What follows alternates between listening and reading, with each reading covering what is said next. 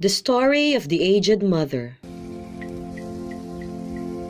Long, long ago, there lived at the foot of the mountain a poor farmer and his aged, widowed mother. They owned a bit of land which supplied them with food, and their humble lives were peaceful and happy. Shinano was governed by a despotic leader who, though a warrior, had a great and cowardly shrinking from anything suggestive of failing health and strength. This caused him to send out a cruel proclamation. The entire province was given strict orders to immediately put to death all aged people. Those were barbarous days, and the custom of abandoning old people to die was not common. The poor farmer loved his aged mother with tender reverence, and the order filled his heart with sorrow.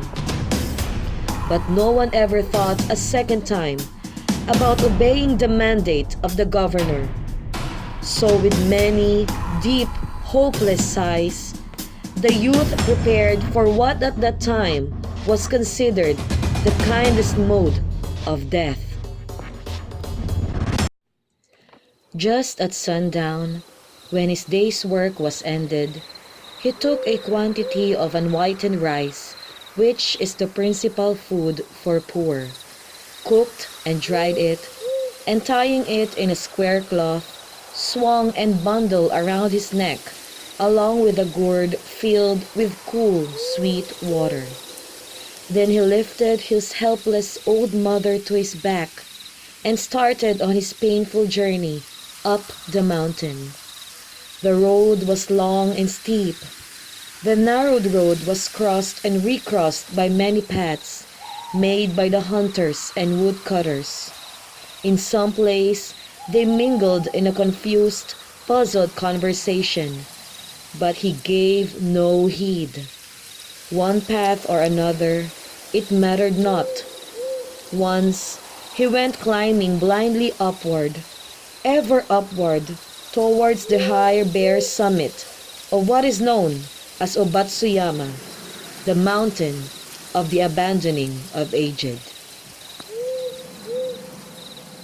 The eyes of the old mother were not so dim, but that they noted the reckless hastening from one path to another, and her loving heart grew anxious.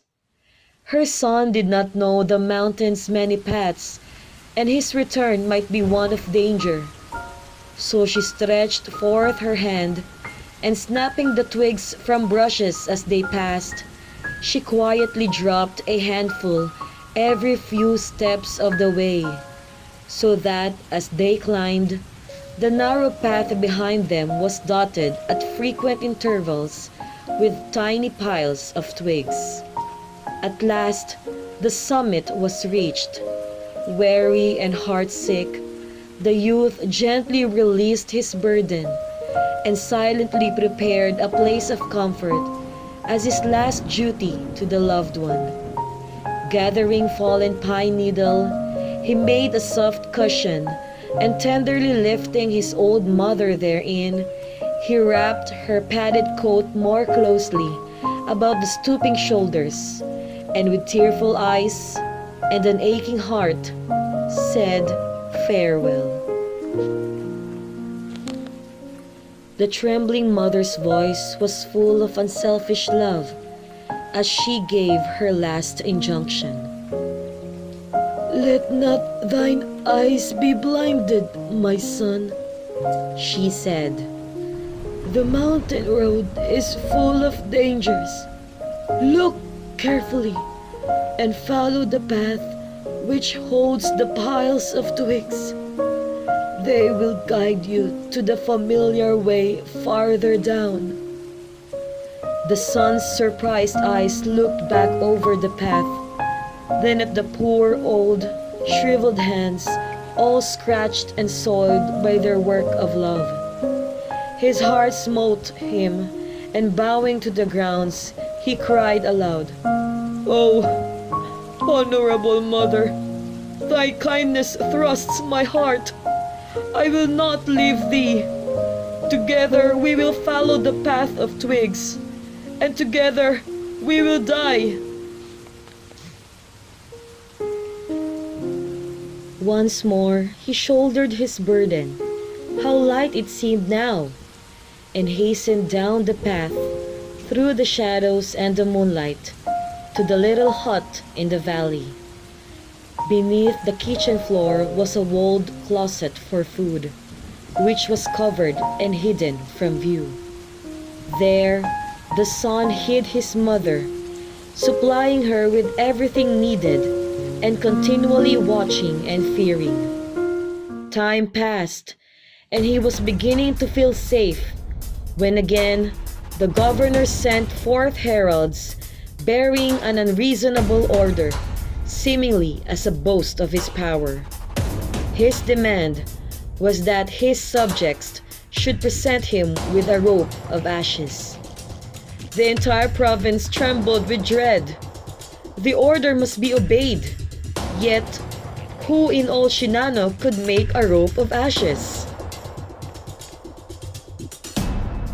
One night, in great distress, the son whispered the news to his hidden mother. "Wait," she said. "I will think. I will think." On the second day, she told him what to do. "Make a rope from twisted straw," she said. "Then stretch it upon a row of flat stones and burn it there on a windless night."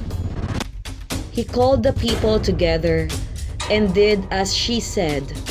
And when the blaze died, behold, upon the stones with every twist and fiber showing perfectly, lay a rope of ashes.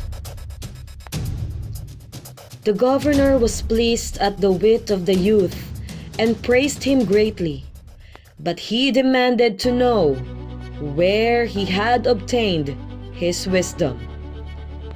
"Alas, alas!" cried the farmer. "The truth must be told." And with deep bows, he related his story.